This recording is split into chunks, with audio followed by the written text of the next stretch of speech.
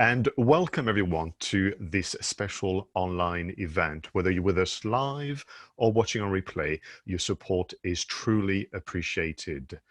Today is indeed a very special event, and therefore to help me launch what is our Spring 2020 online training series, I'm joined today by my colleagues Beth Hewitt and Audrey's Dojotas from the Digital Knowledge Exchange program. And I'm also joined by my colleague Helen Watson from the Digital Drive County Durham. So as you can tell, we have two sister programs who have worked together to give you one of the richest and most diverse series of online training sessions for the next couple of months. Before we move on with me inviting them to talk to you about their respective activities, I'd like to begin by thanking many of our colleagues behind the scenes who have worked very, very hard to make this possible. So to begin with, my colleague Rory Bourke and Paul Clark, who behind the scenes have really worked hard in matching some of the topics to many of the speakers you're going to hear and see over the next couple of months, but also the extended team of Digital Enterprise and their colleagues across the Lead City regions, as well as Business Durham and the team at We Are UMI. So a lot of people to make sure that we have a great time and use these rather unusual times to take advantage and moving our businesses forward. So that's the thank yous. Next onto the agenda, you're going to hear in a moment a bit more from Beth about the program we put together for you for the spring 2020. Then I'm going to invite Audrey and Helen to tell you a bit more about their program and the other elements that you can access to help your business move forward and again leap ahead when times are back to normal. Having done so, we're going to move on to an interactive presentation, which are essentially are reflections and recommendations on how to engage your customers in current times. It will not have, you'll have noticed, many of you, that we are doing a lot more virtually, a lot more via video to try and find a way to humanize our communication at a time where we are all essentially very, very distant. And with that in mind, I wanted to share with you the team's reflections and recommendations on how to make better use or best use of video as a medium, or indeed voice, so that you can again really kind of add some extra fuel and spark to your digital marketing. And then once we've done so, we'll have what I call the open Q&A. So we're probably going to kind of close the recording and then really open up to question and answer to all things digital. And we can also do so by you adding to the chat area, or indeed we can, if you let us know, interact with you using voice. Now, this is very much, as you'll see, a very interactive session. This is not a monologue to you. So with that in mind, it is really important that you ask your questions, that you react to what we're going to tell you, and indeed, on occasion, offer some suggestions and advice to people here today. To do so, we're going to be using the chat function of Zoom. So if you're not familiar with Zoom, we'll might indeed in future do sessions uniquely on that platform. But to begin with, if you use your cursor and go towards the bottom of the Zoom window, you'll see a number of options. And one of them is the chat function. You'll see the word chat and the speech bubble. And if you click on that, you will be able to type your questions. To be sure that everybody can see your question, can you be sure to choose everyone, or I think it's called all panelists and attendees, so that we can look at your questions. My colleague Audrey will help me by keeping track of your questions, and on occasion will read them out to me. So again, today is about launching our Spring 2020 program of training sessions, online primarily to begin with, and to give us more details about what this is going to look like and what essentially has been prepared for you behind the scenes. I'm going to invite my colleague Beth to tell you just a bit more about it.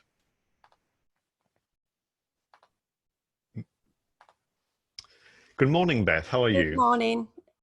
Can I bring my video on as well? You can. If you have a good hair day, you can bring on your video. I cannot start my video because the host has stopped it. So I'll just talk to you. Of course. I might be doing it now. Hello, everybody. There we are. Can you all hear me okay? Well, I can, and I think we have some messages, people saying that they can. Yes, Pavan, David, Anne can hear you. We've got hi Beth from Anne Taylor. Hello, everybody. Well, it's lovely to see so many people here on the first webinar, first of all, and it's nice to see some familiar names as well. So welcome everybody. For those of you who don't know me, so my name's Beth Hewitt, and I'm the Mobilisation Manager for Digital Knowledge Exchange. Some of you will be familiar with that program from previous. I'm getting lots of messages coming up on my computer, sorry, as I'm talking to you. And as we were getting ready to relaunch the Digital Knowledge Exchange, we were obviously hit by this unprecedented situation that we all find ourselves in. So we weren't able to go straight back into relaunching what you might be familiar with the conferences and the events and things. But actually what happens in these times is that we're able to find the positives and look and be innovative. And we've very quickly been able to pull together what I hope you will find a really interesting webinar program. The webinars really focus on kind of business resilience, productivity, using different skills from home to maintain your business presence. We'll be looking at digital marketing strategy generally, but we really want to be able to provide you with training during this period, but also have you in a really good place come post-pandemic, so you can continue to move your business forward in a positive way. And the other really great thing that has come out of all of this is that we've been able to combine our skills and knowledge of the existing digital champions and trainers that we've worked with on digital knowledge over the last few years, but combine that with our sister program in the Northeast with Digital Drive. So we can actually bring you a wider program this time. We're really lucky to be able to do that. So you're not just getting the wonderful skills and expertise that you might be used to, you're also going to be getting some extra training, which I think it's always good to do that. So it's a pleasure to bring those two programs together and share that with everybody today. So I'm sure you're going to absolutely love what we've got in store for you. And it's just a pleasure to see you all again. So that's it from me, really. I'm just looking forward to networking with some new businesses and some old faces as well. Excellent. I mean, you're true, Beth. You know, we would so much prefer to meet people face to face, but we are adapting to the current times and crisis. Now, I know that you and the team have worked very hard, again, like I said, behind the scenes to pull together what is essentially quite an extensive program. We've got 18 sessions over the next 2 months, and we're starting with a bit of a bang on Thursday this week, aren't we? With Trello, yes, we've got a trainer on Thursday who's going to be looking at Trello. So, excuse me, Trello is something that I've not previously used as well. So I'm really looking forward to using that myself. And this is just phase one. So we've put kind of the first 18 sessions together. Obviously, we don't know how long businesses are going to be in this situation for. So we're anticipating that we'll have a second phase where we'll be able to bring you more training as well as we're going along. So this is really exciting to kickstart phase one with Trello on Thursday and with today's webinar as well. Excellent. So that's what we'll do. And on occasion, we'll get super practical by going deep into a platform like Trello. On occasion, we'll get strategic, and we're going to be covering all facets of what makes a business be digital. So I'm looking forward to, on occasion hosting, on occasion also sitting back and enjoying presentation from some of our very passionate practitioners across the Lead City regions and County Durham. So thanks very much, Beth, for that. What I'm going to do now is invite Audrey to tell us a bit more about the other element of support that essentially encompass the Digital Knowledge Exchange program. So Audrey, would you like me to also share the screen? And what I'm going to do is bring the the slide that you very kindly prepared for today, and then you can let me know as and when you want me to move forward. So over to you, Audrey. Good morning, everyone. I hope you're all well. I'm going to pop my camera on as well, so you can put the name. Good morning, everyone. I'm just going to adjust the camera a bit. Here. So my name is Audrey Doyotas, and I work for the Digital Knowledge Exchange. So for those who may not know, the Digital Knowledge Exchange is a fully funded service that is part of the Digital Enterprise 2.0 and provides 12 hours of professional training for eligible SMEs in Leeds City region.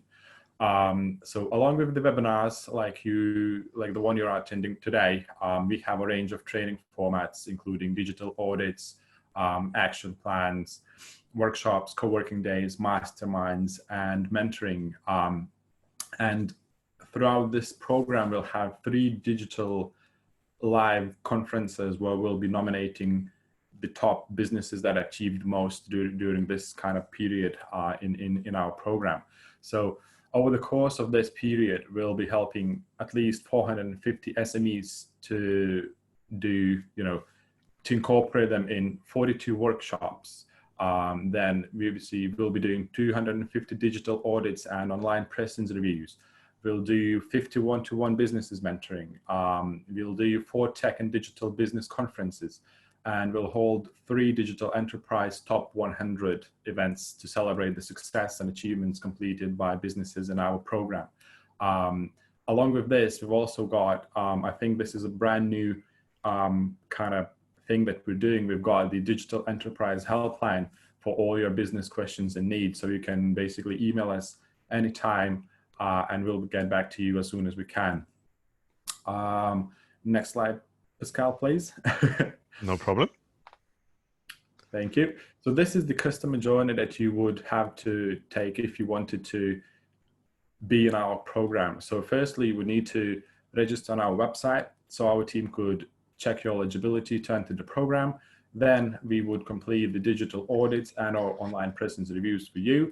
And we would advise and invite you to attend workshops, conferences, webinars like this one, mentoring sessions that we would think that these would suit your needs.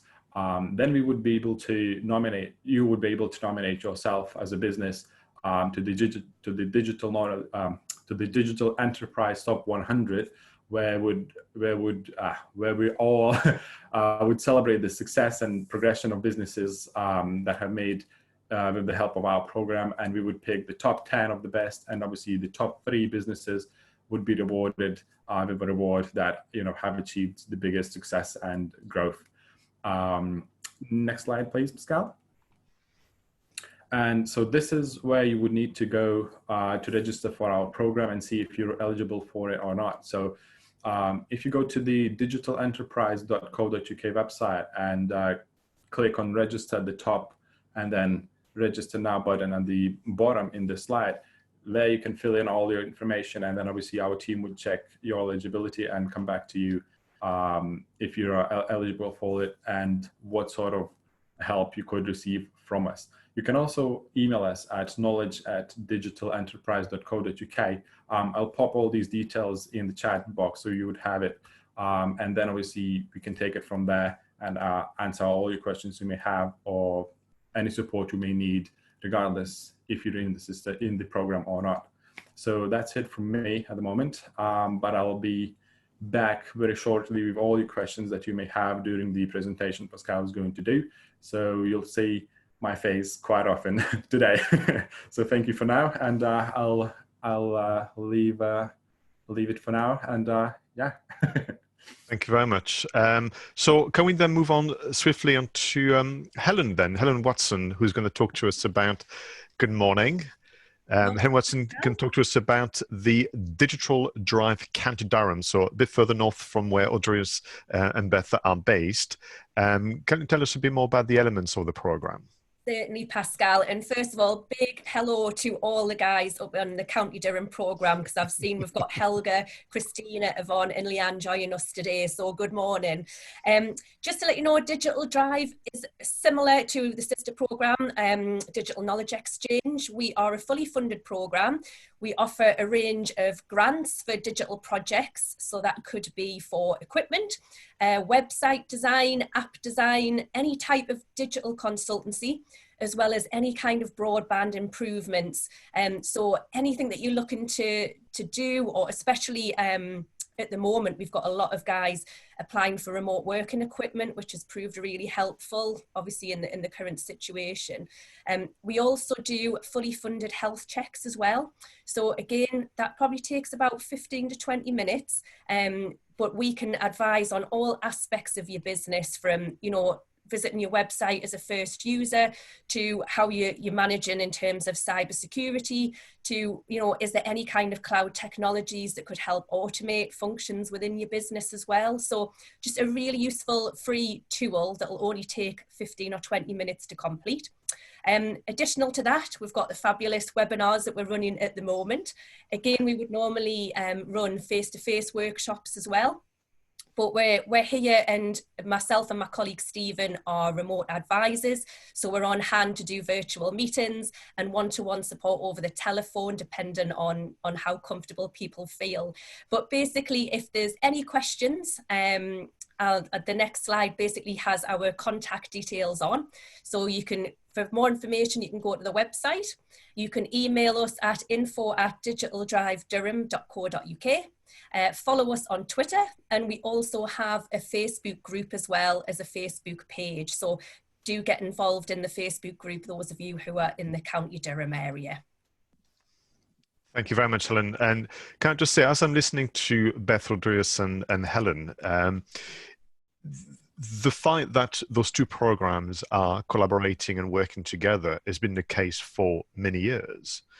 But it so happens that under current circumstances, we're able to truly formally combine forces to provide what is, I think, quite an exciting Spring 2020 series of training sessions.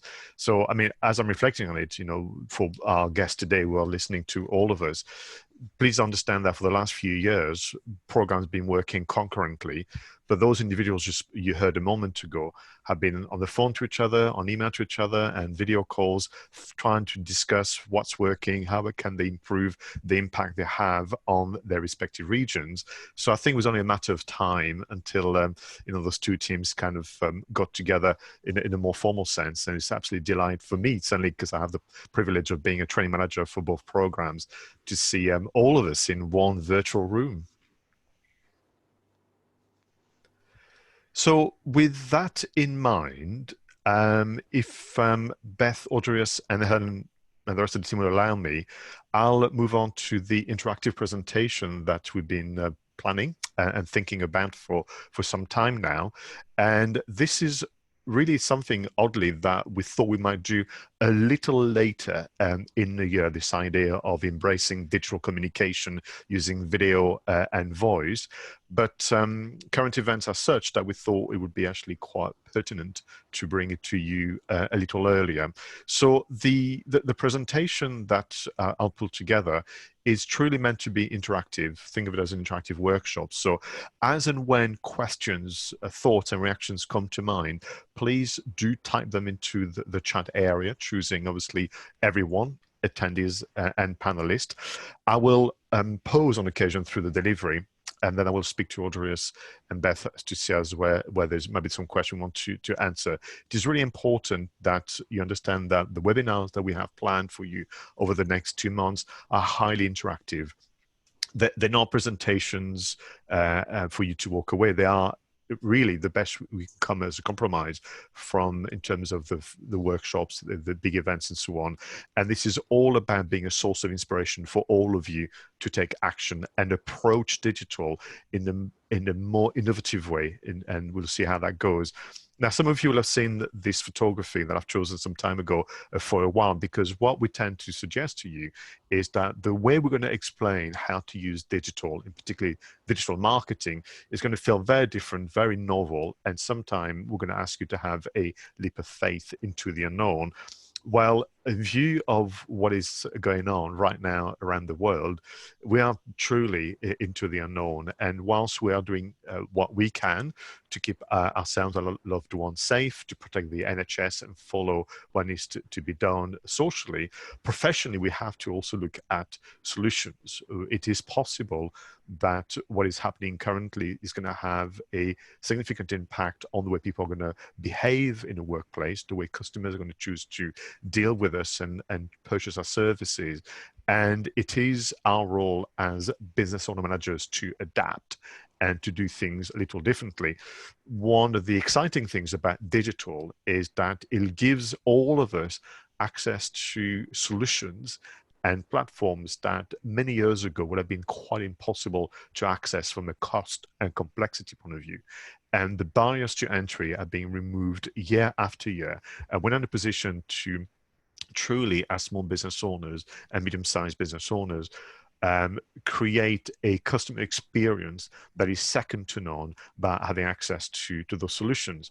But the solutions themselves are not quite enough. We also need to be driven by the right mindset and the right thought process. And this is essentially what this interactive presentation is all about, which is essentially to share with you where, as a team, both across Digital Knowledge Exchange and Digital Drive County Durham, where we are with our own reflections on how to engage customers in 2020, 2021.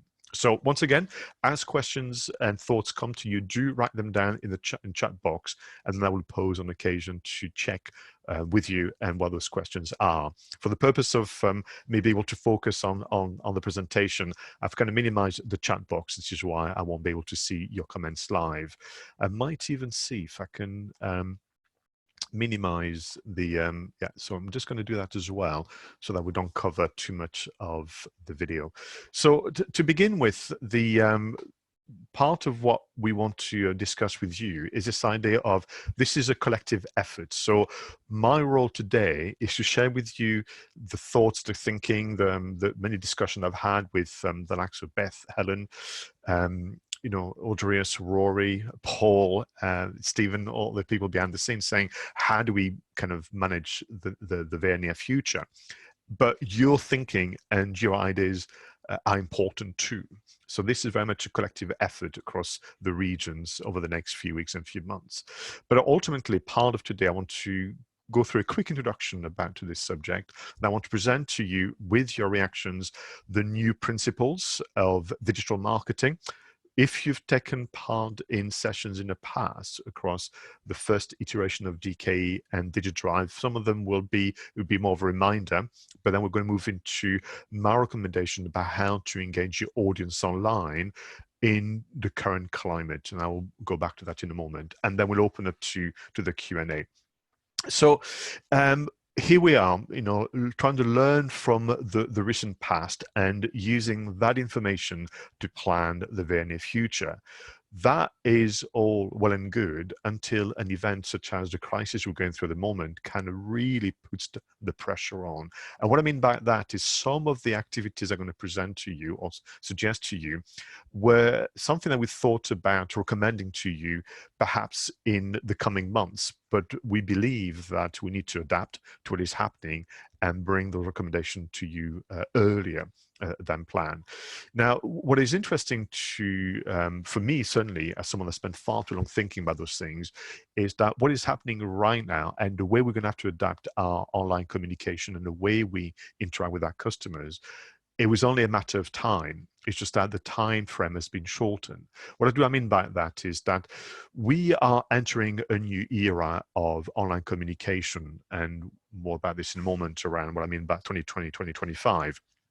But I was readying myself. I was getting ready to tell you that your audience, your customers, because there's been a maturation effect of using the web for a part of 20 years now, if not more, for some of us, are less keen about promotion and much more interested in participation. So the way to use the tools of the time, which primarily have been about pushing information and messages out in a hope of getting an inquiry or getting some conversion, it's going to start to plateau, shall we say. And instead, what we need to kind of accept is that the tools that have been given to us are there for participation and not just promotion. So that's the first important one. And this is something that was only coming because our audience have been experiencing for themselves what participation looks like through social media and indeed the use of a search engine. So again, if you take the trouble to listen a little to any of those big brands and many others out there, they will say to you that, this is not just the age of information. This is the age of interaction. And that's something that across both programs, we were just getting ready to explain to you and start to fine tune our recommendations, our suggestions to you across websites, email marketing, SEO, social media, and more. But I believe that the current crisis has just accelerated those notions of promotion is not as good as participation, and information is not enough. You need interaction. So this is essentially at the heart of it. So informed by those new truths, if you like, our role across the programs is to make you think differently about the subject matters, and so that you can be invited, encouraged to take different actions. And again, this photography you can see here is important to me because the message for you is to understand that the tools are the same. So all of us will have roughly be given the same kind of tools, from websites to an email marketing platform to the social media platforms and so on and so forth. So the tools are the same, but the real gift of the internet is not to use the tools the same way as everybody else. Very much like this artist you can see in this photography, you need to use the tools of the time for self-expression and find a way to convey to an online audience how unique you are and essentially your very unique career journey and how you got to where you are today. So that's really quite important. And the number one advice that we would give you face to face, but we can do it virtually, is when you are in the process of redefining your online strategy, when you are in the process of redesigning your online image and kind of information, do not spend time looking at the competition.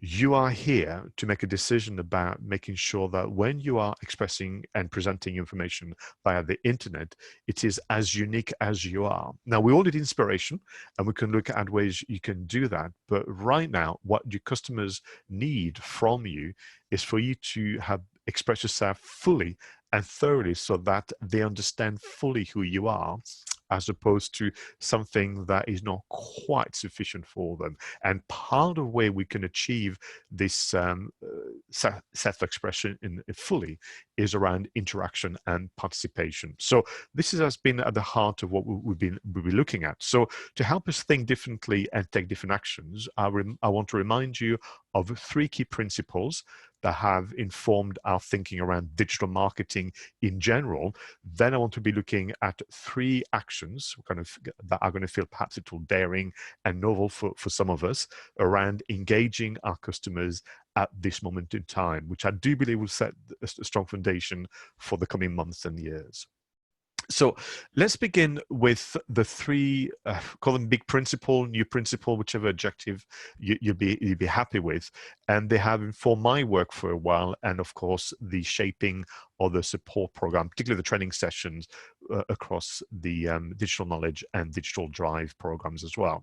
So it begins with a reconnecting with what we mean by spending our precious time in digital marketing activity. And what we're trying to do across both programs is present to you a new definition, or certainly a more recent definition, which I think has more meaning to all of us today. So I'm not going to ask you to answer this question through the chat area. Just for the sake of time, I'm going to tell you what our position is. So we believe that for this to be more helpful, to help us plan more wisely, the real purpose of digital marketing is to build and create the best possible online reputation. We have reached a time in 2020, which is strange if you think about it, where somebody can form an opinion and form an impression about your business without ever talking to you by simply checking what's available online with regard to information about you and your business. So building an online reputation is essentially taking the initiative before somebody goes online and check you out, whether they go on Google, Yahoo, Bing, whether they ask somebody on LinkedIn, whether they just simply put your name in the search box and see what happens. So the real purpose, number one role of online marketing is to create the best possible online reputation. There are indeed below that overarching definition some goals, such as increasing sales, increasing visibility, improving this and the other. But at the heart of it, we want to build the best possible reputation. If you believe that today, in today's economy, we have to find a way to gain someone's trust before they ever get in touch. It's very, very odd, but nobody will get in touch with you if, having kind of used the information that they can find about you, they are not convinced, they will just pass and move on to something else. And that's really quite important. So that's, if you like, the first principle. We are adopting a new definition, which is that at the heart of it, the work that we do is better named online reputation management. That's kind of at the heart of our work. So that brings me on to the two other principles. What do you mean, or what do we mean by online reputation? And how do we go about gaining someone's trust before they even get in touch? Which is, again, odd for some of us who have known the world of business without the internet, or without this becoming the only sometime source of information for people. So let me tackle online reputation first, and then I'll move on to gaining someone's trust via the internet. So your online reputation is really my reaction to the information that I can essentially find and consult about you and your business. So it's kind of a strange one. It's one where when you build your online reputation, you'll go about it in a very, I would say, organized and sensible way. But actually, my reaction is going to be one which is very emotional. And we've got a constant kind of dichotomy between the two kind of forces. But let me explain to you what ideally those reactions should be for you to build and plan your online reputation in 2020 and onwards. So the first reaction, based on the information that I can read, that I can watch, that I can listen to, should be that you're well practiced. That is to say that the claims that you're making about your skills, your qualities, the results that you can bring about should I work with you, are such that I believe you've done this before. But what is interesting, the large majority of people have stopped there. They kind of believe that the way to really be credible and believable in current climate is to show how competent you are. I'm going to argue that that's not quite enough. And indeed, even if it was quite enough, if everybody is going to build a reputation on the basis that they are well practiced, they have the right experience, expertise, and track record, as a customer, I'm still left with thinking, well, then which one do I go for? Because everybody seems to be good at what they do. So what I want you to do is start to think whether this year, if you've not done so already, you can add 2 additional reactions by crafting 2 different types of content. So with well practice, we can imagine that that would be primarily what you've done to capture case studies, testimonials, potentially also giving an account of your track record, skill sets, experience, and so on. I want you to plan a second reaction. And the second reaction is that when I look at the information that you've crafted, I take the view, I react, and I think that you're well researched. What do I mean by that? It looks as though you're so passionate about what you do that you can't help but keep yourself informed about what's happening in your industry and indeed mine as a customer. And not only do you keep yourself informed, but you take great pleasure in sharing your findings. And that is how you can start to give me the impression that you're well researched, not just well practiced, you're also well researched. And the reason why I want you to plan for this idea of keep yourself informed and sharing your findings, is that then we start to move into another facet of your personality. Not that you're just competent, well practiced, but also you're very caring, very generous, which is an important quality when I choose a provider and a supplier. And well-researched is how we go about it. So let me ask you a quick question, which you can add to the chat area. Do you keep yourself informed of what development in your sector? Do you look into new practices? I'm thinking new recipes if you're into gelato, but are you keeping yourself informed? Give me a yes, a maybe, and a no. And no matter the answer, whether it's yes, maybe, or no, my question to you then is, and are you sharing those findings? So if you read an article, if you listen to a podcast, if you watch a video on YouTube, if you attend a webinar, if you read a book, if you, sometime very soon go back to a conference networking event, you do that for your own professional and personal development, but are you sharing it? Because I need to know you're well researched. So thank you very much. We've got a yes from Petra. Got not as much as I should. That's fine, Munir. We can switch that on. Interesting. Latest AI recruitment techniques. So that. From David, yeah. Thank you very much, Stuart. Yeah, sharing facts and research, brilliant. Yeah, Alex, if you're keeping tab on trends, find a way, to kind of share that. So Liz, absolutely, you do that on LinkedIn and Twitter, and we'll discuss, find a way to get that onto your website. Thank you very much, Rachel, looking at different supports of funding. So don't feel bad, by the way, if you're doing the research bit, or you keep yourself informed through social media, through your favorite go-to websites, news websites, and so on, and you've not thought or not always thinking about sharing it on. That's just a new way of thinking, very recent way of thinking, and practice will make perfect. I don't always get it right, for sure. So thank you very much, and it could do much more. Absolutely right. So well practiced, you're competent. Well researched, you're caring. That's really, really quite important. But there's a third and final reaction to the information that you're going to share on the internet. And a third reaction, which is an important one, is that I believe you are, let me just click on the mouse, you are well connected. And this completes your online reputation. Well connected. So because, again, you're passionate about what you do, because you are an active participant in your industry, but also you are interested about what's happening, outside of your industry, perhaps complementary disciplines. Indeed, you've been listening to your customers, and you've heard that in addition to what they need you for, they have other needs and wants, or other kind of pressures and the likes. Well, because you're well connected, once again, you take great pleasure in showcasing those contacts and actually creating, those connections. Being well connected is also a very, very important reaction from me to help me choose the right supplier. Because if you're well connected, I'm going to take the view that therefore others are also vouching for you. And that creates a more rounded version of yourself via the internet. Let me put this point to you.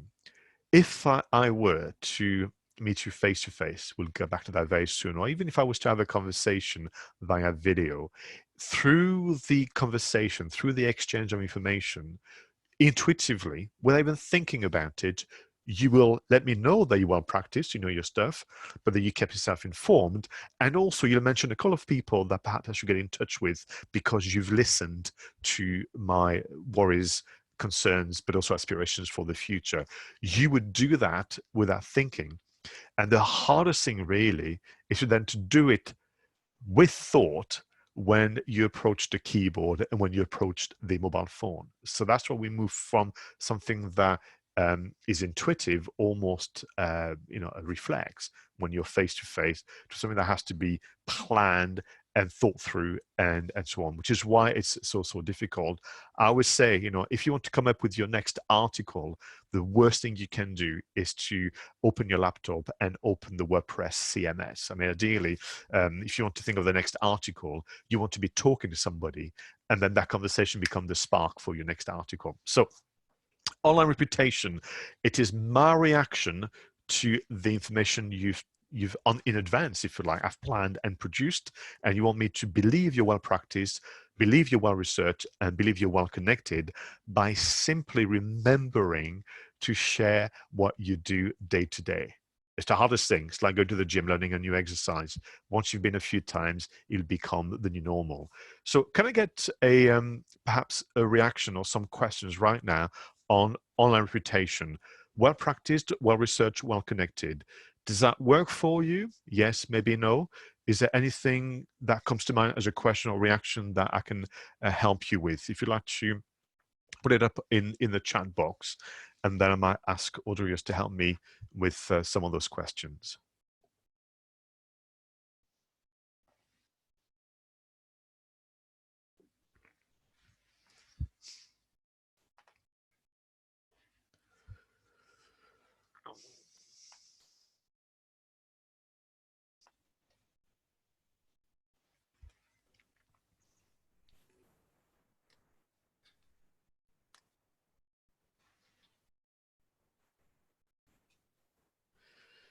Okay, so again, because I've minimized the chat box, Audrius, do you have any questions at all in the chat area? Not a question. It's a suggestion that Annie Taylor says to their clients that they should, they should do it, but they're not doing it themselves because of the day job, and they should try harder. Yes. So essentially, and I know I'm going to just repeat what I've just said, it's about the day job becomes the source of marketing stroke information. So the day job is a spark for the well-practiced, well-researched, well-connected. So I'm going to use an example, Anne. If you had a conversation with a client to answer a question, and, sometime you think, wow, that was a good answer. I felt like this was pretty good. My reaction would be, my thought is, isn't it a shame that others did not hear and see you answer that question? So can you capture it? Can you do a short video if it's quicker? Can you write it? Can you do something? That to me is when the day job becomes the source of marketing material and so on. Anything else, Audrius, in the chat area? Yes, we've got quite an interesting question from Olivia Rutley. She's asking, if you share content from others, could this be risky in terms of, are you leading potential customers to navigate to their website instead of yours? Yes and no, and that's actually what I'm going to tackle in, next, Olivia. But ultimately, you have two options. If you don't do it, I'm going to use the slides. This is what it will look like online. And if you start to share your findings and showcase your connection, this is what your reputation will look like online. And while somebody may click on the link to maybe visit, someone's website, although we'll look at ways for them to not do that too often, it remains that the lasting impression and memory would be, Olivia, fantastic, thank you for that. And who knows, they might even praise you on social media. They might even share the page, so on and so forth. So I think there's some risk of people moving off, but I would say it's worth trying to do that for the purpose of building the best possible reputation and standing out from the crowd of your competitors. Anything else, Rodriguez? Yes, we do have one more from Helga Putt. She asks, how often do you need to do this online reputation, and how? So again, this is something that we may tackle in a future webinar, but the well-researched, I would say, is daily. So this is a stuff that you've been doing so far using social. So whenever you come across a good article, a good book, whatever it might be, to share it on social, right? That's daily.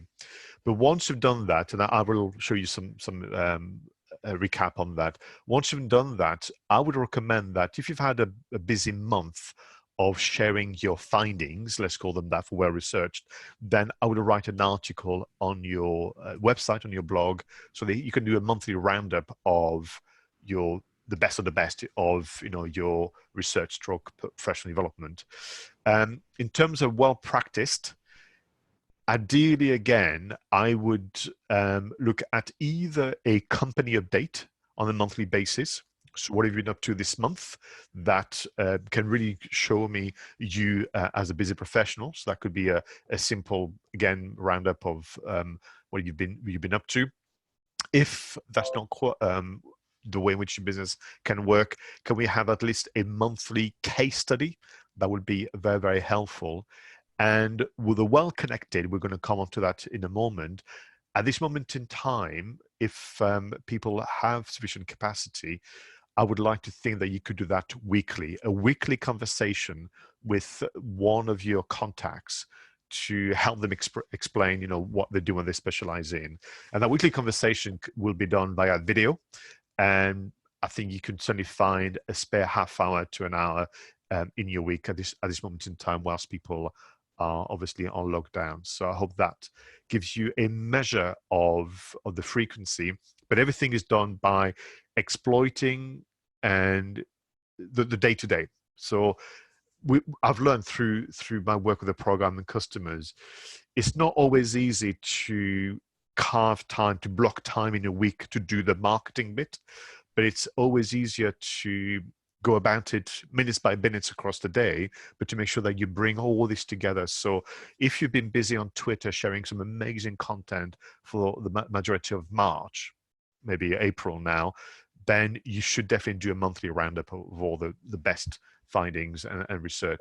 If you've been busy working, you've taken pictures of that, and you've been sharing it on social media, then again, there should be a monthly roundup of that. If you've been attending webinars, if you already know people, if you have good close connections on LinkedIn, Facebook, and Twitter, we're going to look at that, invite them to have a chat with you about their favorite subject and show you well connected. So I hope that kind of gives you a bit more concrete examples of what to do. Anything else, Rodriguez? Any other questions? Yes, 1 second. I've got one from Alex. I'm just trying to find it. 1 second. There we go. So not so much of a question, but more of a statement, I suppose, from Alex Leishman. So it says, only we do this only via social media, I guess, but reputation and knowledge discussions are always face-to-face in our shop. So yeah. I believe they've got some sort of a physical shop. Yeah. And they say online is our challenge for us. So what I want to express and stress this, that online reputation is just as powerful as offline. Wouldn't you agree? Yes, and I suppose, thank you, Alex, because the point is your face-to-face interaction is the spark to come up with ideas for your online reputation. So the conversation you had in the shop then needs to almost be recorded and shared online for those who were not there in the shop that day, who've missed on this amazing bit of advice you gave or recommendation. So my recommendation would be, for those of you who can see me on video, always have a little pad with you if you have face-to-face interaction, or very quickly write them down. But the questions that was asked of you and the answers you gave, this is your future article, your future video, your future infographic, and the likes. So Alex, you're very lucky. Because you have the shop, it becomes a focal point and becomes the source of inspiration for you to convert face-to-face and the physical interaction into a virtual. So again, the image I want to leave you with is, you had a conversation recently with a visitor to the shop. What a shame that others were not present. Well, you can actually solve that by sharing the essence of the conversation on social, on the website, and so on and so forth. I hope that helps. And Alex is still asking, so the question is, should I be thinking about social media reputation and website as the same thing? So you should be thinking about online reputation, and then social, website, and the rest to be distribution of the information you've crafted. So I hope that helps, but that's the way to think about it. So you want people to believe you are practice, well researched, well connected. It has to be evident through the use of words, images, video, and audio. And the channels of distribution would be social media, websites listed on search engines, email marketing for some of us, and the likes. Excellent. Okay. Right. So let's move on to the third and final element or principle that I want to explain, and then we'll move on to using video to engage your customers in 2020 onwards. So some of you will know this already, so this is a recap. And if I was little mean, I could even invite some of our guests today to tell me what this is. They should remember from previous sessions, but I felt kind today, so I'm going to go straight into it. So in terms of gaining trust, I'm going to give you a very, very short history lesson, which is why I brought my blackboard with me. So the manner in which we've been establishing trust over time has changed because of forces in terms of the competition, in terms of buying behavior for my clients, but also quite simply because people need different types of information to believe in you and find you a plausible supplier, or certainly someone to be considered as a plausible supplier in a very noisy, busy marketplace. So very simply and crudely, I could summarize the last 10, 15, 20 years as follows. So what I call the 2010 kind of the era, that's what I call the visibility years. So to be trusted and actually to get some success and inquiries, visitors to the shop or people to get in touch with you for your consultancy and more.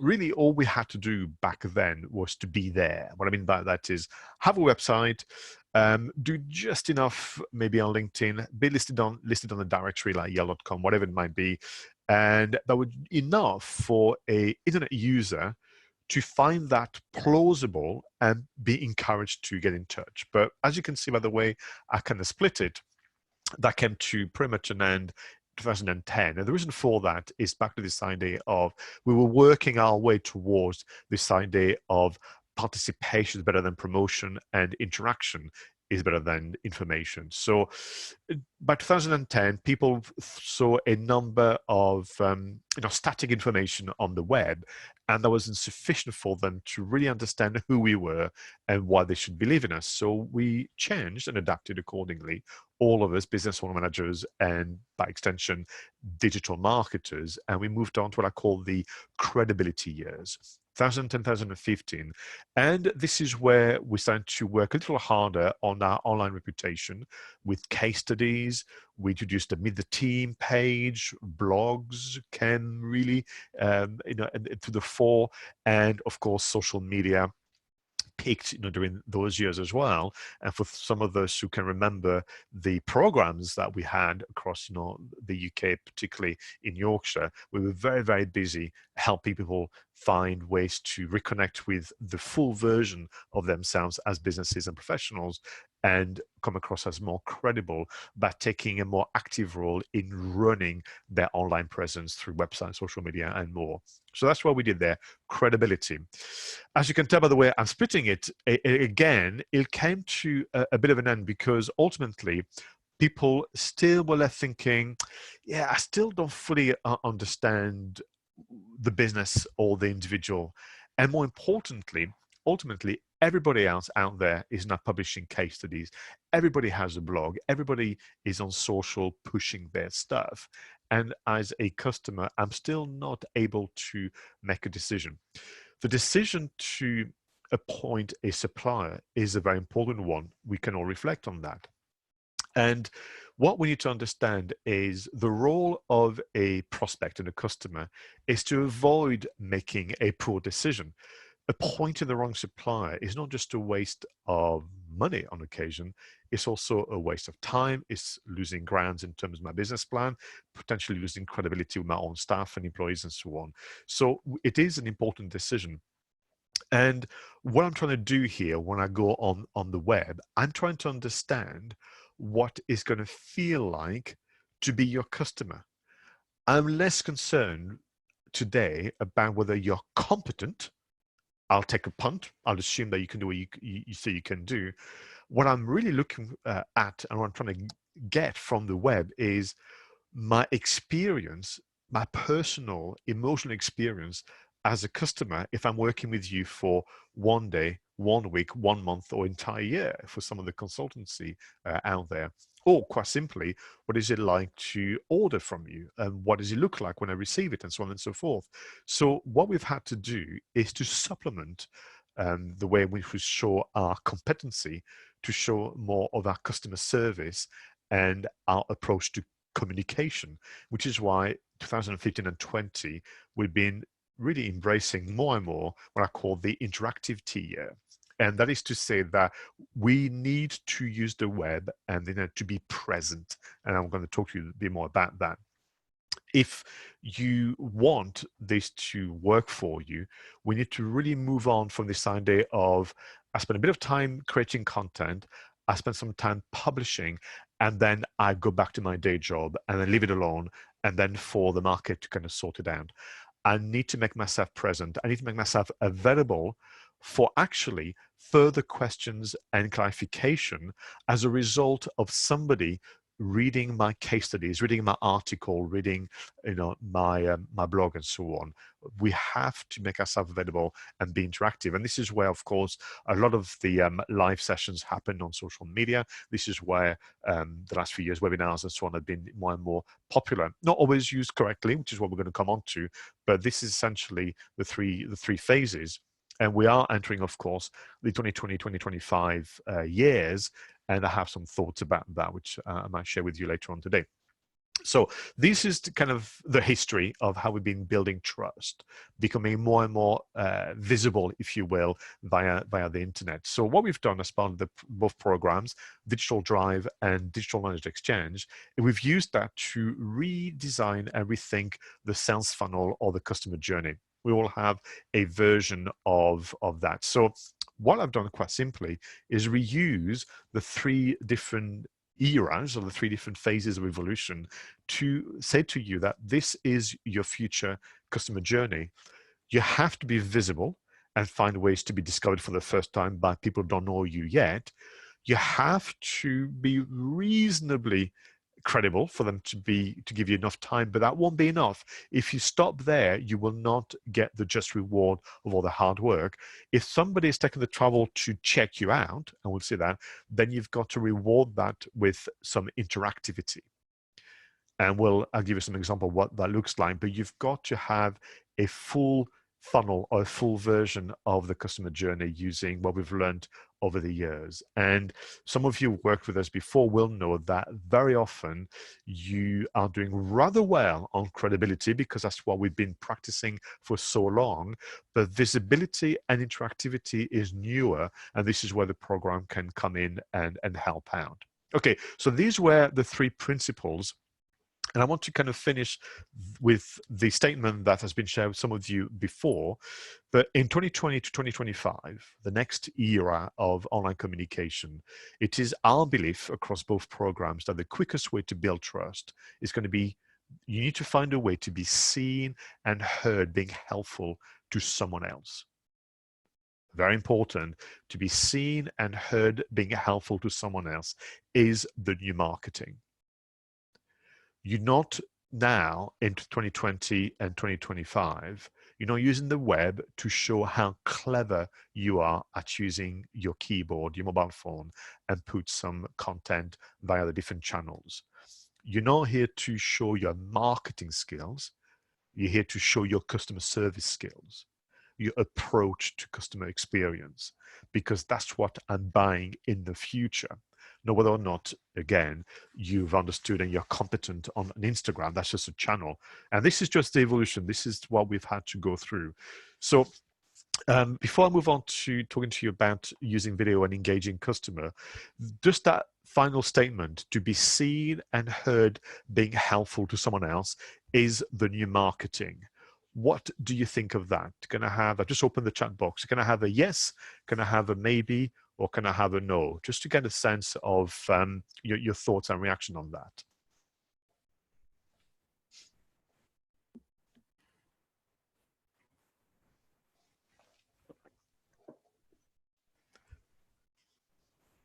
Yes, Stephen. Yeah, thank you. Very important now. So Alex, back to your comment.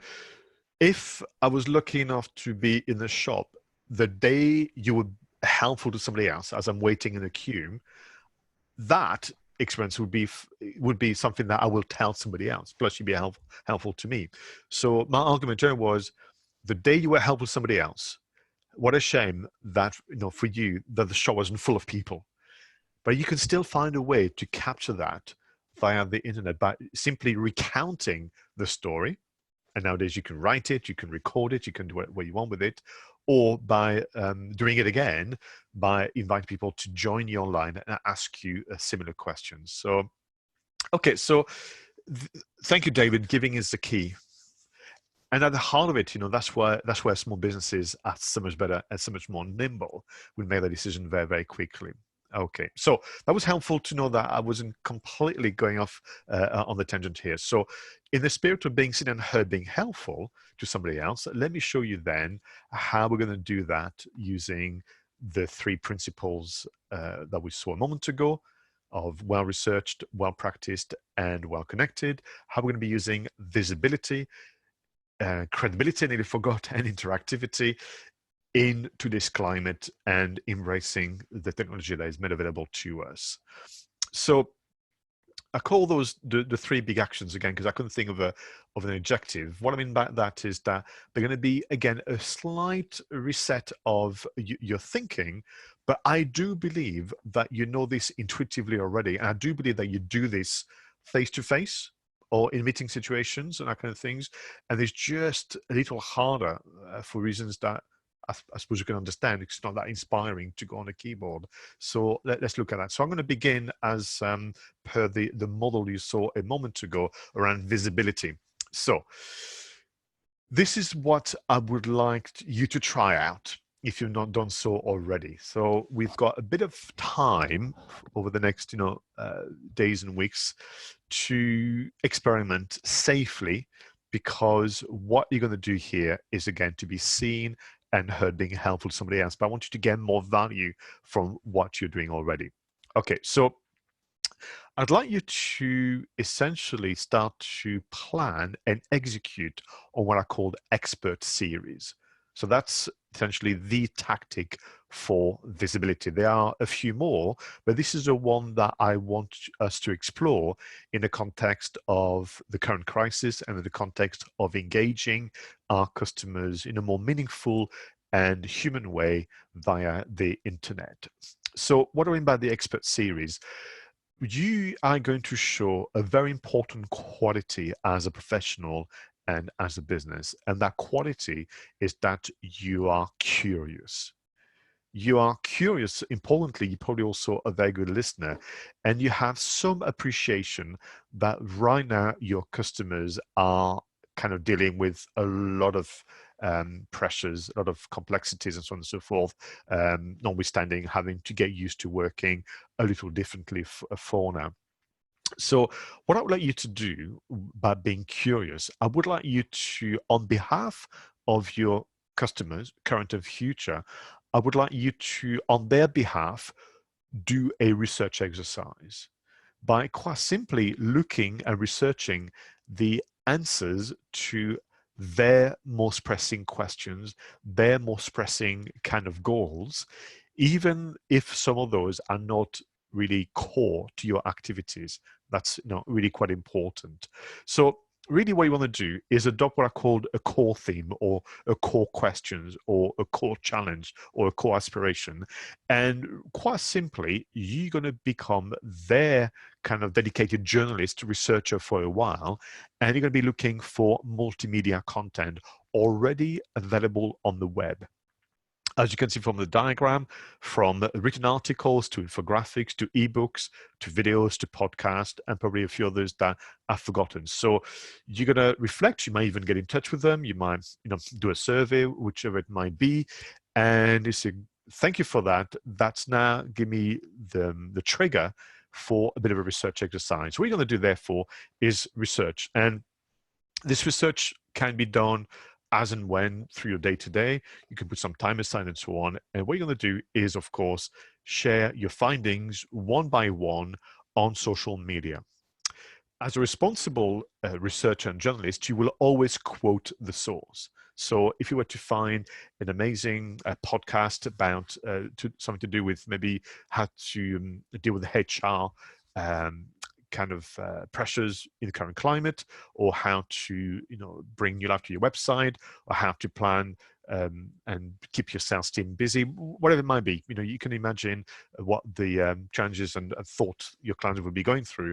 If you find an amazing podcast, what you're going to do is two things. You're going to share it on social media, and you're going to tag the author or the whoever was behind the podcast, thanking them again for the effort they put in. That's very, very helpful. And in the process, you may want to tag some of your top clients, your A-listers, right?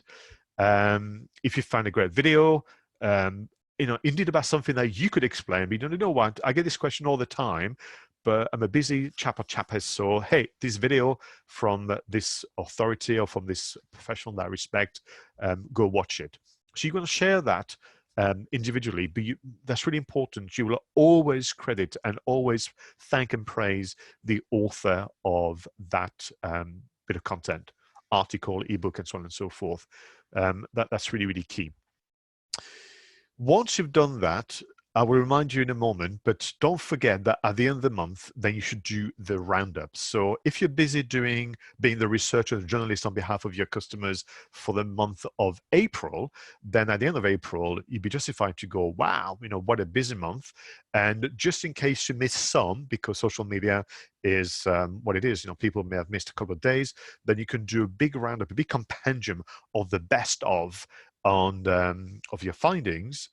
Then that article that's on your website, you're going to share that on social media again, tagging all the many authors that have made the cut, if you will, if you've had to edit down, if you had too many, but certainly, thanking everybody for their work and so on and so forth. And you're doing this because you've been brought up properly and you're very courteous, but it's just also back to this idea of well-practiced, well-researched, and well-connected. And we want to kind of build on that. So this is step one. You do some research, share your findings, and repurpose the findings into monthly articles. If you find tons, then maybe you need to do fortnightly roundups and compendium, but this is how it begins. So this is step one of your expert series. So before I move on to step two of your expert series, if you have any questions, do put them into the chat box, because I'm going to come back to it in a moment to answer those to the best of my abilities. But let me move on to step two. So let's say you've done this for 1 week, 2 weeks, 3 weeks, at least a month.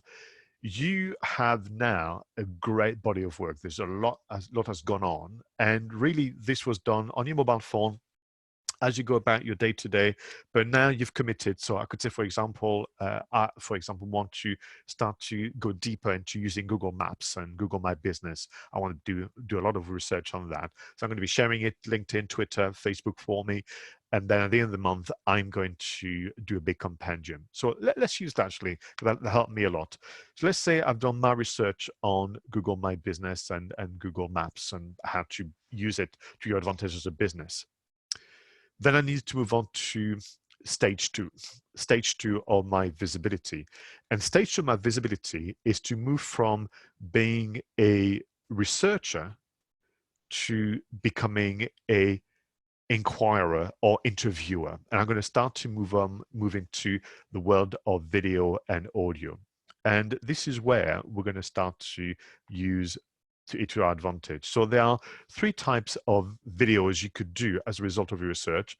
There's the expert Q&A series, the news roundup series, and the technology tracker series. Now, how do you go about this? Now, step one, you did the curation, to use this proper term, and you've been sending it out to on social. You tagged the authors, you've tagged your kind of A-list clients. You then did a compendium, you've tagged the authors again, probably shared it on your newsletter and so on. So you've had some reaction. You will have had some reaction from the authors and from your audience. Whenever somebody says, thank you for sharing my content, or thank you for sharing this content, if I'm more of the audience, your next move is to go, you're more than welcome. In fact, I'm planning on doing a video series on that very subject. Would you be interested in being a guest? See, you would have shared and worked hard as a researcher. You'll have tagged people, both authors and, let's say, consumers, readers and viewers of the content. A number will react. They'll say thank you. They'll give you a thumbs up and so on. Whenever you get a reaction, step it up, get in touch, take the initiative, and invite them to join you in a conversation about the very thing, the very subject you've been researching, to get their thoughts, their reactions, their questions. Now, if it is something where it's about advice, it's more likely to be an expert Q&A series. So you can essentially have a chat with either the authors or practitioners. So in my case, I could either talk to somebody that has written a fantastic step-by-step guide on how to use Google My Business, option one, or somebody who has just taken the trouble to roll their sleeves up and have done it, and I can ask them to share their experience. So that's the expert Q&A. That's one version. Maybe what I've done instead, though, is to keep track of the latest changes about what's happening in the world of Google. And I get some reactions. So maybe instead it's more of a news roundup. I'm going to invite people, as you can see there on the diagram, to just give me their thoughts, their own research results and so on about, tell me, for the last 6 months, what has changed in the Google ecosystem that is going to make a difference to our businesses. Maybe actually it needs to be something far more practical, which I've called the technology tracker, where I'm going to ask somebody to give me a step-by-step guide tutorial on how to use Google My Business. They're literally going to do a screen share. They're going to open Google My Business. We're going to go step by step, tab by tab and click by click, and we're going to learn how to use Google My Business. The choice is all yours. But this is how you do visibility. Now, why is it called visibility? Two things. When somebody has their content shared and they are tagged and they thank you and potentially even share your tweets, your Facebook post, or LinkedIn post about your monthly roundup, and they have been tagged in, and they're going to share this onto their network, you're going to then be discovered by a whole new range of people. Maybe that's not step one. Maybe step two is going to work for you, because when somebody is a guest on your video Q&A, video conversation, video discussion, and whether that's live or replay, it's the same, and then the video is made public through maybe YouTube or another platform, and then you then announce it through your social network, your guest will also share that to their network to say, I was a guest on X video series with Alex, with Audrius, with Andrew, or whichever, and we had a great time talking about this. Go check it out. So then your guest becomes your advocate and your champion. Now, what I described here for you are steps that that we've done for a while with our customers. Some of us who have been on the program have had a go as well.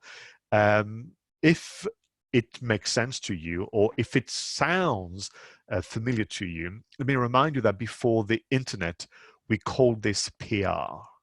But because of the web and because of the tools of the time, we're in a position to take the initiative and actually on occasion punch above our weight. Visibility, expert series. Step one, research. Step two, discuss your research with authors and practitioners and guests.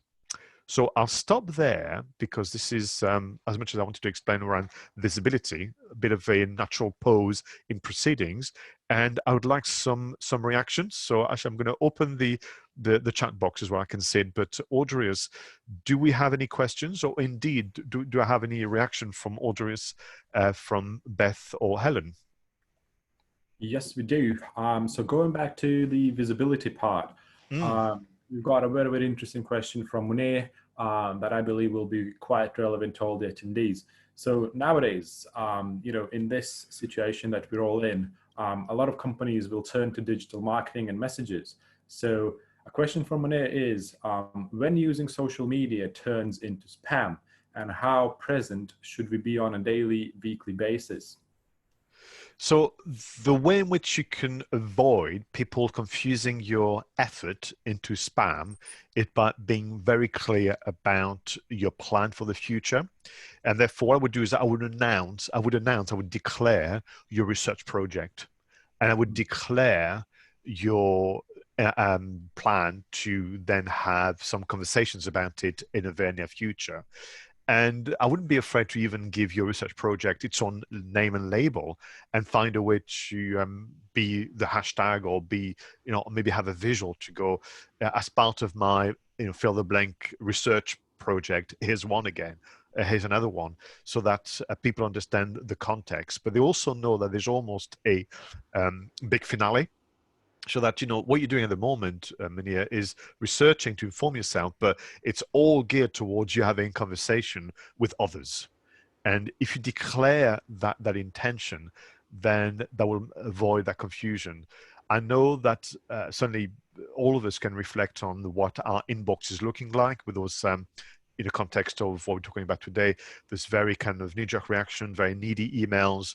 And right now, as for both programs, DigiDrive, Digital Knowledge Exchange, we want to encourage you to use the tools of the time to show your qualities as people, and almost step away a little from the sales and marketing tactics, because there's a time for everything. And 2 weeks into the lockdown, I don't think your customers are necessarily going to respond the way they would have done 6-12 months ago to actually a fair sales and marketing message. What we want to do here is build a reputation for the long term.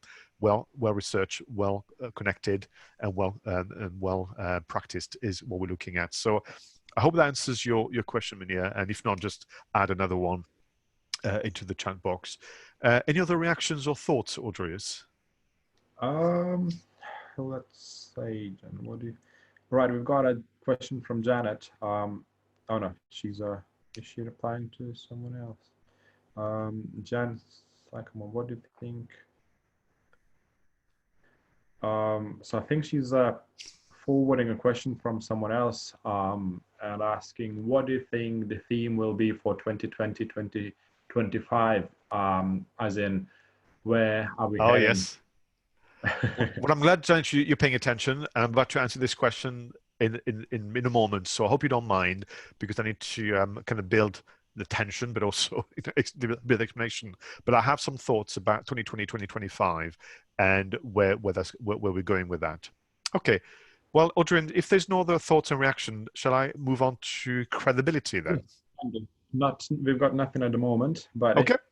Obviously I'll so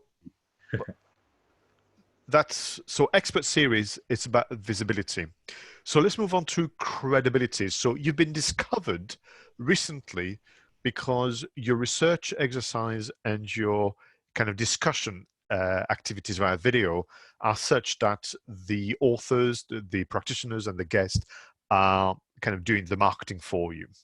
So if I discovered you recently because you had a guest on your video, on your podcast, because actually the author of an ebook thanked you, and then I discovered them for that way, my job is to become curious and then check you out.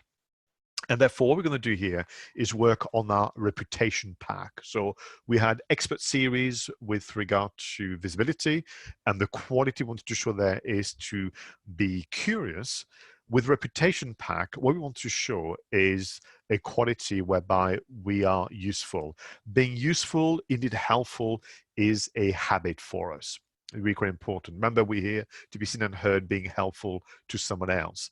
So with being helpful, there are 4 key elements that you can use to as platforms to project, obviously, your information and your unique personality.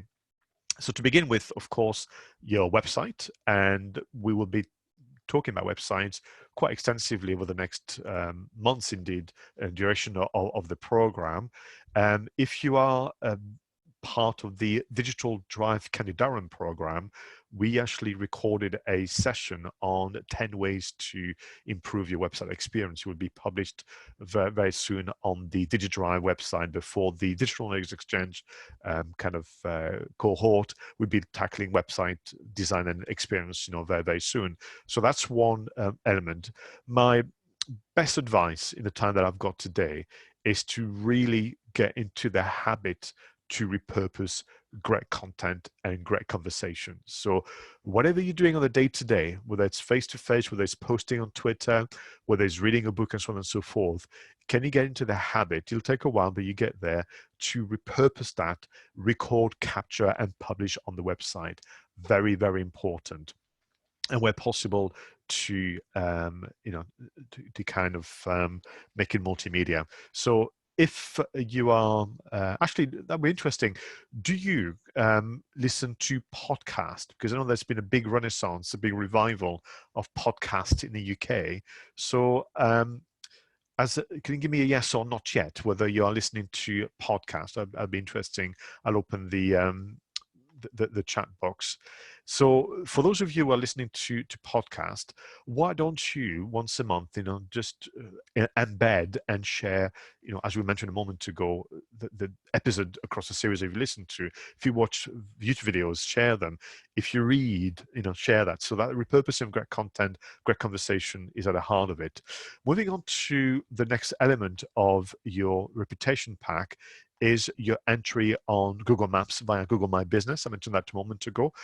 Beyond putting the listings of who you are, what you do, you can now do so much more, including uploading mini version of your blog post. You can upload videos, pictures, almost using it for micro blogging. That can be an important part of what you do, reviews and the likes. The additional part of your reputation pack is, of course, your activities on social media. And this is where Janet will be able to answer your questions about 2020, 2025. So we, as people, have moved on with our usage of social media. The platform themselves are progressing with time, and they are all about interaction, as you'll understand. And this is where we need to consider, again, different types of engagement right now for some of our customers and prospects. So typical use of social media will be that people will publish daily posts, or as often as they can, and you might do a bit more now that you're committing to a research project. So you have those daily posts. So let's say, for example, you've been sharing information that you've researched, information about you in terms of your activities, information in terms of answering questions and so on a daily basis. And you get some reaction from individuals.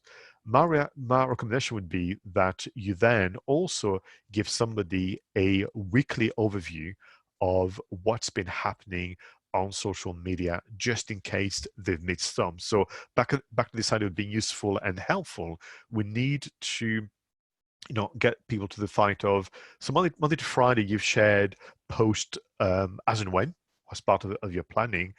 Come maybe Saturday, Sunday, it might be worth your while doing a recap of what you've shared. Now, that weekly overview could be done in two ways. It could be actually a mini article that could be on a website, or could be on social. It could also be a live session. So you could actually go live on Facebook, you could go live on Periscope, in future, many of us will be able to go live on LinkedIn, and you simply have the end of week discussion about the information that you've shared. That could be one way to go about it. But certainly without fail, you need to do the monthly summary, as I mentioned a moment ago, on your website. So you have you kind of upgrade daily post, something that will be missed, the weekly overview delivered by you in the written form of voice and video, and then you have the monthly summary. Again, that could be a written article or video. As you go through this service to your audience, a number of your connections will react. They will thank you, they will praise you, and so on and so forth. And those who react, those who share, those who like and comment will be invited to your exclusive group, to your exclusive a group on Facebook, on LinkedIn. Sadly, we can't do groups yet on Twitter and Instagram, but you're going to find a way to reward their, suppose, engagement by being even more engaging and having a dedicated group where they then have access to you more frequently and ask you more questions, and you can look after them well. So in terms of your question, Janet, a moment ago, going from visibility to credibility to interactivity, and we're now beginning 2020, 2025, the term that I want to introduce that I want to use to qualify and label the next 5 years is community.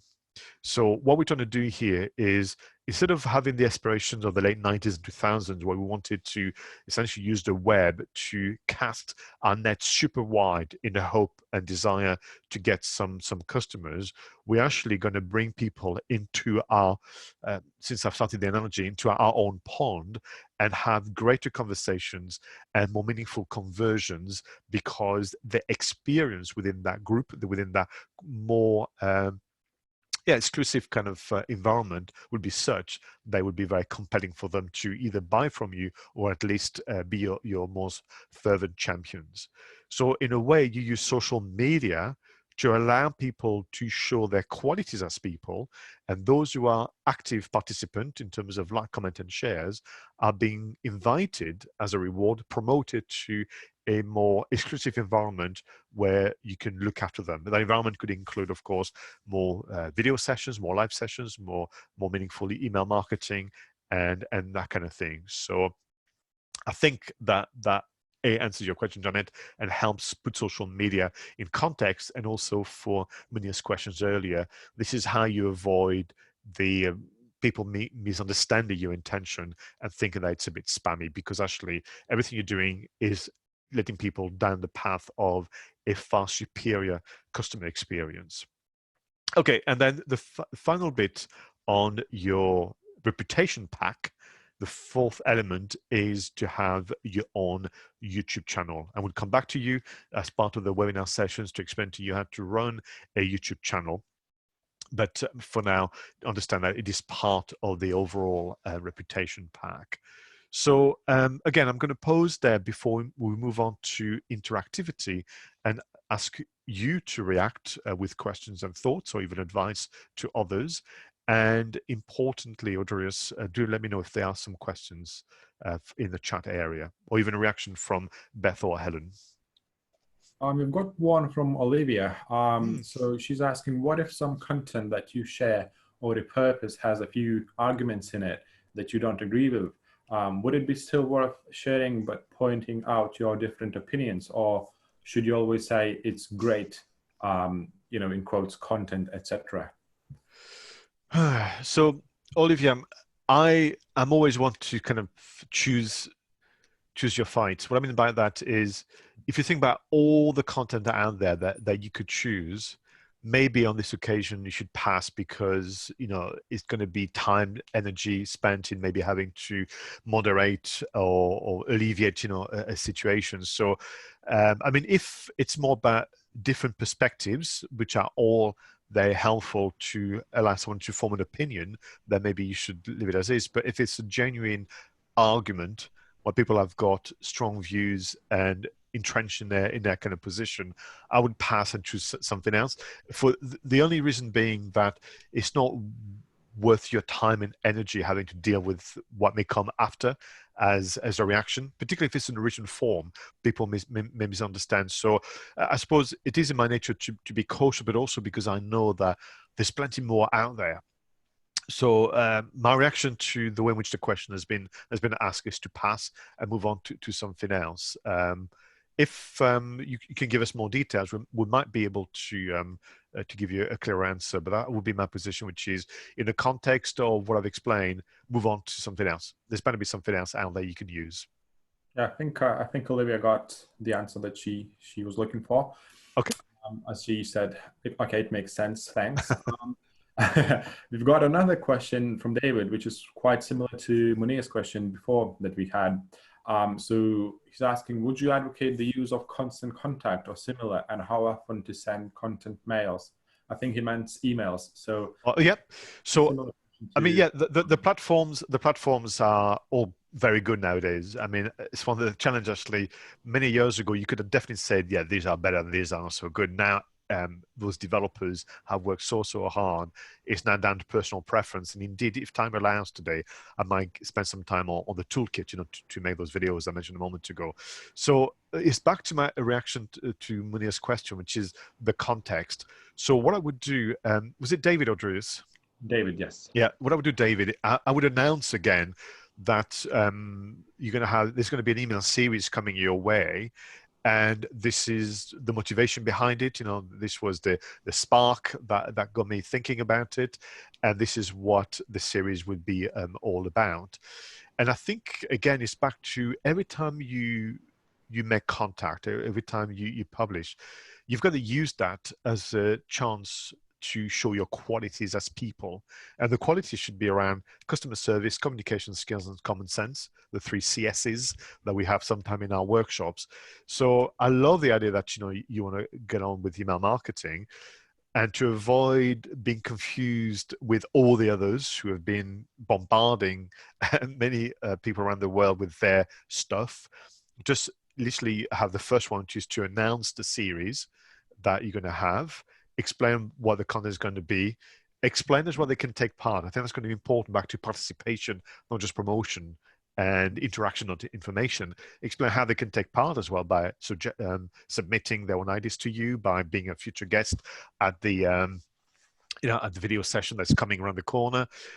So announce it first, and then begin and do the work. And also, don't be afraid, all of you, to announce when a series is coming to its natural conclusion. So don't be wedded to, whatever people have done in the past, the monthly newsletter or the weekly bulletin. But announcing a series, it also suggests that perhaps naturally it'll come to an end. So maybe, forgive me, David, in 4, 6, 10 weeks time, you can send a final one to say, this has been incredible. Thank you again for your support. If you've missed anything, go to my website, because I've got all the compendiums, the roundups, everything is there in this incredible library. And to celebrate the hard work for the last few weeks, I'm organizing a webinar, I'm organizing a get-together online for all of us, and some of us, practitioners, speakers, and so on. Yeah, always find a reason to celebrate would be also my advice when it comes to the new marketing of today. Thanks very much, David. Any other question, Andreas? Not at the moment, no. I had the question, Pascal. Oh, please, Beth, yeah. So you talked about rewarding the engagement of people by sending people into a group. So I just wondered what your thoughts were around how often then you should be communicating within that group, and what that should look like, because clearly that's an additional step in terms of creating more content. Have you got any thoughts around how that? Yes, so the reason why people will want, I'll flip it, Beth. The reason why I'm going to say yes to going to the group is because I will be able to talk to you. So what you could do with a group is be honest with regard to your diary and current, time budget. And you could say to the group, so this group is essentially where every Friday between 11 and 1 p.m. you can ask me live questions. And then next, from time to time, I'll put some links to useful articles just for you, not everybody else. And this is also where you, as members of the group, can support each other by sharing, again, good articles and so on. One thing I would do then, you reminded me, Beth, is because you are the group host and organizer, very much like if you had a networking club, I would set some guidelines. And I think really for this group to work well for you as a business long term, one of the guidelines will be that this is not a marketplace. So you join the group for professional development and for support in difficult times or ongoing. This is not a group where we essentially yet present our wares and hope to get a client from the group. This is actually what we call them, Beth, a mastermind. It's more of a mastermind group. It's more of a peer review group to help our businesses grow and prosper, but we're not going to buy from each other. But yeah, so to answer your question, it could be as infrequent as once a week live. That's your commitment because you look at your diary, and then that's the way in which people accept. And I think that's back to my earlier statements, which is about the clarity. And I'm glad you're asking the question, because I think there's been some miscommunication which lasted some years about the frequency on social media. It is what you make it to be, so long as you've told people about it. And thank you. And we've got a follow-up question from David. I believe he's asking more of a question whether you should be focusing more on a Facebook group or on a LinkedIn group. It all depends on where your customers are the most active and feel the most comfortable, David. So, excuse me, I would probably ask the questions. So you may have probably some people in mind already that you'd love to join the group. Maybe ask them the question. And that's number one pressure test. The second pressure test would be what is available to you in terms of features and functions. So I know that LinkedIn are still planning to launch live as part of the platform. It's only been given to, obviously, their celebrity users. So as I'm thinking out loud, and that's just, a reaction to your question, David, it feels as though right now the Facebook groups have more features and functions to allow for real interaction and actually very enjoyable experience. But it needs to be challenged by where would your customers feel the most comfortable. So it may be that they're all going to say to you, we prefer LinkedIn, even though LinkedIn has maybe less features, and do it that way. And the other thing that all of you should consider is whether or not you should begin before you become the host of your own group. Perhaps you should begin by being a member of existing group, and bring value that way, and then see how that works for you. That takes the pressure off as well. Anything else, Audrius?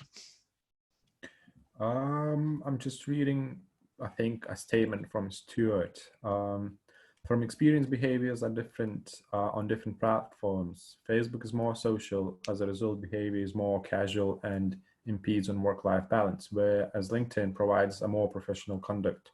Just my opinion. Well, that is very, very true, because LinkedIn is more towards professional kind of minded people, where Facebook, everyone can basically be on Facebook.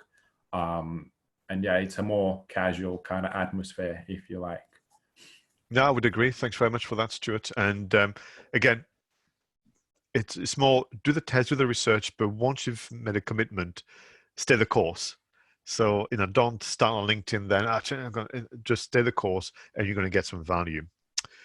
Okay, so let's move on and probably close on interactivity action. And then what I'll do is take you quickly through some of the platforms and tools that would be worth exploring to allow you to obviously execute on some of those ideas that we've had about engaging your customers in a way that is more meaningful and more human in current times. So interactivity is at the heart of to be seen and heard, being helpful to somebody else. I mean, you can do that in visibility, you can do that in credibility, but you'll be able to do it fully in interactivity. So what we're looking at here are a number of options, but this is this idea of the quality that you want to have is to show the way, to show the roadmap towards a particular solution. And what is interesting about interactivity, you don't necessarily need to have the answers all the time. You can have guests you bring in to do so. But the difference between the videos you're going to do in visibility and the videos you're going to do in interactivity is that in visibility, you could be exploring topics, questions, subject matters that are not really part of your core activities and core expertise. When you are into interactivity, you will be tackling head on your core activities and specialism and answering questions that way. But again, it's done solo with a guest and different ways. So what we talked about a moment ago around the expert Q&As, the news roundup, and the technology tracker, those would be about what you specialize in. And you're here to answer your audience's questions, to show them the way and act as a supportive group leader. And therefore, the quality that you want to show there is that you have to be present. So we really need to find a way within what is sensible and achievable within our time budget. We need to avoid the practices of the recent past of publish and run away, publish and run away. Run away as in pull towards your day job. And way to do that is to simply put together a very clear calendar of online events that people can kind of understand, subscribe to. But again, the way to do that is to also have context. And the context is, again, these are the kind of questions that have been asked recently, or these are the kind of reaction I have to the news, or these are the kind of platforms that I want to explore with you. Now, if we look at interactivity in general, there are 5 options available to you outside of current situation. So interactivity could be a well thought out and really targeted email marketing campaign, as I think I mentioned a moment ago to one of you. You can of course organize informal meetups, and I know that they have been and will be again very popular in Leeds City regions, Yorkshire and County Durham. Or you can do some more structured and formal briefing sessions. Again, finding ways to share your knowledge and expertise, but answering questions. It is really important that it's about answering questions, to be seen and heard, being helpful to others. The other 2 kind of versions of interactivity, of course, include webinars and include live video. Webinars being both, they can both be private, so it would be invitation only to a small group, or it can be more public, such as this one, and live video primarily delivered through the social media platforms of LinkedIn, Twitter, and very soon LinkedIn. So these are all the options. Bear in mind current situation, we will be focusing primarily on webinars and live videos. And you'd be pleased to know that we have actually online training sessions dedicated to those 2 practices coming your way as well. But that's essentially the interactivity. And the kind of the art and science of running good webinars and live videos is that they are pre-planned. So they are in your diary, certainly in terms of dates and times, and importantly, you let people know in advance. So that's number 1. Number 2, you are doing it in a context of a recent interaction. So the best way to know about what to talk about or webinars and live videos is quite simply to have been in conversation recently with others, whether on a one-to-one or one-to-few, and then use that as a source of inspiration to go, do you know what?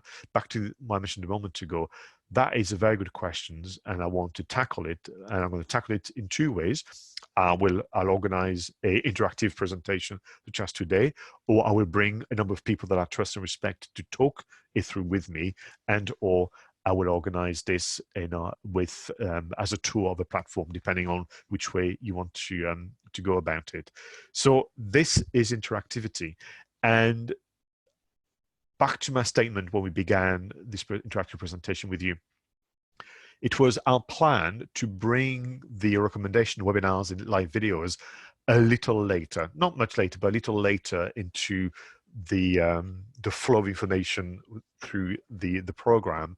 But we think that it is now essential that you bring it within days, not weeks or months, in terms of being seen and heard, being helpful to others by answering questions through a webinar or a live video. So that is as part of our work together, and that kind of finalizes the description of the funnel of visibility, credibility, and interactivity.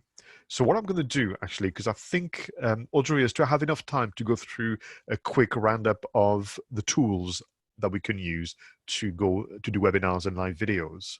Yes, I do. Yes, I do. Okay. So what I'm going to do is kind of do that very, very quickly. So that's the statement that you saw a moment ago. Before I quickly go on to the toolkit, I wanted to kind of remind you that the role of the programs and those online sessions for the next 2 months is to make you think differently so you can take different actions. Those actions are meant to be simple, as in they're not going to be complex and to be too time consuming, but they will challenge, of course, the way in which we've done things more recently. And please remember that the tools I'm going to present to you are going to be available to all of us, but they are there for you to go for self-expression, to really run the webinars, live videos, the way is right for you, your business, your personality, and so on. So yes, you have the same tools. Like the artist, you'll have the same brushes, the same colors, the same kind of canvas, and so on. But allowing who you are as an individual, allowing really who you are when you deal with people face to face, will allow you to connect with the true communicator and content creator that you are. And you just never know what you might come up with. I'm sure you'll understand that I couldn't resist showing you this photo. Realizing actually that this is a true international webinar with Audrey present as well. So let's go quickly through the toolkit. So whether you're doing sessions like this, one host, one guest, such as an expert Q&A maybe, or a technology tracker, whether it's more of a panel discussion, such as here, some of you may recognize Leon from the Durham City Incubator and Natalie M&A. I'm not sure what I was saying there, but that looked really important and serious. So that could be the news roundup that we have on social media. It all kind of works on the same platforms. So in the order in which I've either remembered them, but also whether I've used them as a host or I was there as a guest, I thought I would give you essentially a bit of a hit list of platforms to try out, because I do believe that is down to personal preference in terms of what you might use. So to begin with, we should never forget kind of established platforms such as Skype.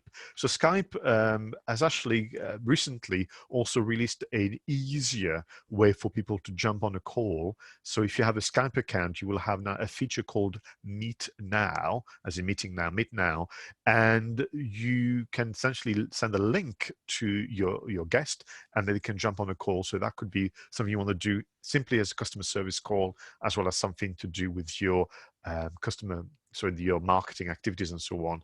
And you can do everything you can do to record the call and then publish it online and that kind of thing. So Skype is one. Whereby, now some of you may remember it as appear.in, appear.in, changed its name to Whereby. Again, a platform where you can organize simple video meetings. And if you go for the fee-paying version, you can also record and so on and so forth. So again, want to try out as a simple customer service call between you and another person, or more of a group sessions. Going through, again, the options, let's not forget Google Meet, as in Google Meeting. So Google Meet is the new kind of version of Google Hangout for some of us who are old enough to remember it, Google Hangouts. Again, that could be simply something you want to use with your customers moving forward to have that video customer service call. If you want to start to do things which is more around creating content for your online reputation, other options will include Zoom Meeting, which is essentially a platform that we've chosen, as you know, for the program, amongst many other others out there. Again, all those platforms have a free version as well as a chargeable version. You can also try go onto GoToMeeting, which were bought recently by another organization, and since they made some progress in improving their features and functions. So again, so the difference between a meeting and the webinar, just to be clear, is usually the meeting tend to be more private, or certainly don't have an audience of sort like we have today, and that could be something that works for you. For me, I always look for, can I record it? Because this conversation becomes my online reputation content. Then moving on to webinars. So Zoom have their video webinars product as well, which we are using. Other options would include GoToWebinars, belongs to the family of the GoTo products. We also, myself, have been a guest on Click Meeting. So when I was interviewed, someone used Click Meeting, which worked really well as well. and Livestorm. I was a guest on that platform. So again, I've not used them as a host, but certainly as a guest, I thought they looked sound great. Really important, therefore, for you to try them out. If we think about live video, which could be an important part of your strategy, bear in mind that people are going to be on their phones a lot, and maybe tablets more than their laptops, depending if they have to work from home and they might have luxury of a summer house like Beth. Then, of course, you can use the live feature natively. So go on Facebook, go on Twitter Live or Periscope, press the live icon, and you can do the live sessions. But if you want to have a bit more control, and equally if you want to have some guests, if your version is going to be more of a news roundup discussion, then try things like BeLive.tv. Now, BeLive.tv is like an interface from your computer to the social media platform, which allows you to do a number of things, importantly having guests and use that split screen format that some of you will have seen on the internet. So that's one option that some of my colleagues have used. I've also, so if we have any Mac users in the room, they have something called Ecamm Live. And Ecamm Live allows you to, from the Mac desktop, if you like, organize your guests, organize the split screens and so on, and you can go live on other platforms, including Facebook, YouTube, and a few others. A close cousin to all these is also StreamYard. So I've been a guest via StreamYard on social media. So again, I've not hosted, but I know that the hosts were very, very pleased with what you could do with it in terms of controlling the screens, putting some labels, putting the questions up and that kind of things. So again, try those things because it is about personal preference as you move forward. Potentially, you may favor audio only podcasting, or indeed you may want to repurpose your videos into audio only and have double the impact in terms of reach and building the reputation. So a number of solutions that either I've used or some of my colleagues who are very fond of podcasting have used would include Audacity. So this is the, I think, world famous free platform out there. I can allow you to record your Skype call or whichever. You can also, I've been a guest on Zencastr. So again, I've been on podcasts. So I don't produce podcasts. My strategy is to focus on video, but as part of what I do is I go as a guest on podcasts to have that visibility. And I was invited on Zencastr. It's very much like a Skype call or Zoom call, but without the video out there. Before the organizers, they say they get a better audio quality through Zencastr. And I was also a guest on a platform called Squadcast, which allow you to do a number of things in terms of recording and publishing and so on, if podcasting is something that you think is going to be of interest to you. Bear in mind the revival in the UK. And then the platform that really has done well is called Anchor. What I like about Anchor, I've done some tests more privately, is that it records really what is a phone call. So it kind of takes out the idea of having to set up the laptop, that kind of things. So if the other person on the line has also the free Anchor app on their phone, then literally you chat to each other, record it, and then publish that as a podcast through different platforms. One thing I like about Anchor as well is that it will do a lot of the pushing to platforms like Spotify, Google Play, and the like. So do have a go. Let's see if that works for you. Similarly to podcast, Spreaker. So Spreaker is a podcast studio that will allow you to record via Skype, but also push it to platforms like Spotify, Stitcher, and a few others I'm forgetting. And I think the final one to mention to you was actually Spotify recently bought a online recording studio called Soundtrap. And they claim, like all the others, of course, that they can record stuff, audio to a very high quality and give you that almost automatic upload to Spotify, I beg your pardon. That's the platform out there. Okay. So actually, whilst we are here together, I'm going to wrap up on the toolkit. Can I turn to you in the chat room? And as we're still recording, can I perhaps ask you our guest whether you have some tools that you're using for content creation, or have any favorites when it comes to either video and audio. And I would also ask the same question actually of Audrey, Beth, and Helen, whether you've heard of all the tools, or even yourself you've had the pleasure of using different platforms. Hey Pascal, obviously for the moment I'm finding a lot of clients really like the Zoom for our virtual meetings, but we're using Microsoft Teams for our internal comms as well. Yes. Well, the other thing that I would just say as well is I have come across, and I'm going to test it this week, is a new platform to add captions to videos free. Now it's called Subly, S-U-B-L-Y. Okay. And it is free. It is, I think it's because it's a pretty new product, and they're asking people to test it. So I'm just going to test, because I know sometimes with these platforms there can be accuracy issues as well. Obviously that won't help with the live videos, but anything that people are looking to repurpose to get out there, that's possibly something useful to test. But I will come back to you on how that goes this week.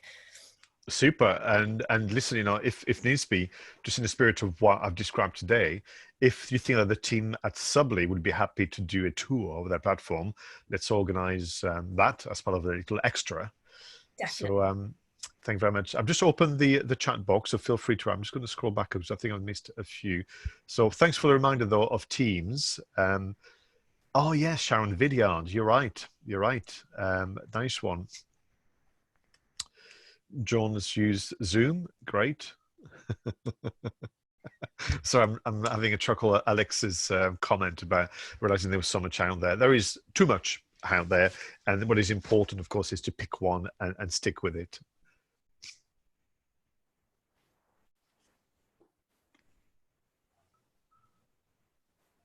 Yes, you're right. And WebEx, yeah, I've not been on WebEx for quite some time, but yeah, there are many options. And I think for you as the host, kind of content marketer, I would say is to be familiar, but maybe pick one and then become very, yeah, Bitly, you're right, David. Yeah, very important to share images. That's nice. Of course, Steven, Slack, yeah, very important. And Alex discovered Zoom last week, courtesy of my teenage daughter. Did she charge you for that? As you know, this is now digital chores are the way to earn money and so on. Okay, so listen, this is as much as we had planned to share with you. So what I have to do is almost close as we began, and then we'll open to the Q&A. But that would allow us to formally wrap up this session, and then we'll stop the recording and then invite everybody to jump in and ask us some questions. So perhaps as we began, some final words from Audrius, Helen, and Beth. So I'll start with you, Audrius, because I'm going to do this in alphabetical order. So I know it should be ladies first, but so Audrius, your feelings about the session, the future sessions moving the program, and final ways to get in touch with the team at DKE. Yeah, sure. Thank you. So yes, I found interactivity very useful from your session today. Then obviously we will be running quite a lot of sessions moving forward, and the closest session will be this Thursday on the 9th of April. We will be covering a topic: encouraging productivity and collaboration while remote working. The session will be delivered by Rebecca Bond. You can book this session on our website, and follow-up email will be sent to all of the attendees where they will be able to book that session as well. What else? If you remind us the email addresses and telephone numbers. Sorry, was that again? So if you could remind us of the email address for the program and the different ways to be in touch with you guys. I can just drop an email, not an email address, but the link of our website. Helen will be able to drop a link from their website as well. So this is the website that you can go to, and you can have a look at all the events that will be, well, not events, but webinars as of now for the time being that we will be covering. You can obviously email us or book them online. The email address is, again, give me 1 second, where is it? I'm just going to pop it down again so everyone can have it. Oh, 1 second. There we go. You can email us even if you have any questions or you're interested in the future webinars as well. That's it from me. And maybe Helen can share some links and advices from her side, because she's from Durham area. Thank you. In terms of, I guess, what you were saying, Pascal, about thinking differently, that's happened quite significantly over the last few weeks with some of the customers I'm working with. And I think what's become apparent as well is, in terms of the people that are really thriving at the minute, are the people that are really looking at company values and using that to think differently. So just some examples of customers I've been working with. We've got what would normally be a bakery that's now taken to offering online deliveries of essential items, because that's what their community needs now. So we've been working with them to look at different options and potentially apps like Just Eat, etc. We've got other businesses who are offering maybe sort of gyms, fitness studios who are doing Zoom and offering the exclusive Facebook groups to back that up. We've got some people that are offering a lot of free taster sessions, maybe longer trial periods for things. And again, it's just using that time to be, I guess, have a bit of empathy with people. So again, moving away from this promotion and supporting people, supporting your customers, and being interactive as well, Pascal. But for us, obviously, we're happy to have any conversations with customers. We really wanted to support them in any way we can, whether that's virtual meeting, over the phone, whatever they feel comfortable with. And it's just important we all try and come together to think differently, think out the box, and be interactive with our customers at the moment, particularly because engagement online, I think there was something that said 20% of the world's population is now at home. So, we need to be active and engaging with our customers as well. No, thank you very much, Helen, for that. So finally, Helen, live from your summer house, any final words and things you wanted to mention about the programs again? Just to say a massive thank you, actually, Pascal, for kickstarting the webinar program off. I think it's a really challenging time right now for businesses, but it's also a great time to start looking at lots of these different tools and, in the comfort of our own home, instead of being in the office, to actually try some of these tools out and see what works for us. And I think everybody's doing the same thing right now. Everybody's trying new things and looking how they can innovate and use the new tools. So I think it's been a really great first webinar. I'm really looking forward to what's coming next. I've seen a question, I think, from Fiona and possibly somebody else as well. We will be sending the recording out of this webinar for anybody who wants to see it again or has left earlier. So we will send those out to everybody. But yeah, just thank you, and we hope to see many of you on the new Digital Knowledge Exchange programme. Thank you very much, Beth, Audrius, Helen, Rory, Paul, and so many of you behind the scenes who are making this possible. It's actually thrilling to see those two programs collaborating as you've done so discreetly in the past. We've shared ideas and suggestions, and to kind of come together and allow actually all that networking between our two regions and our local businesses. It's just so exciting. So I look forward to seeing all of you again virtually and hopefully soon physically. But once again, big thank you for the invitation to launch the Spring 2020 online training series. To all of you today, thank you for your support, for all of you watching on replay. We really appreciate you taking the time to spend some time with us. Get in touch with the teams. They are here for you. They've got lots of ideas, lots of contacts to really make sure that we use this time, albeit unusual, to really help us take our businesses and practices to the next level. Until next time, take good care of yourselves, and we'll see you very soon. Bye-bye. Bye. Bye-bye.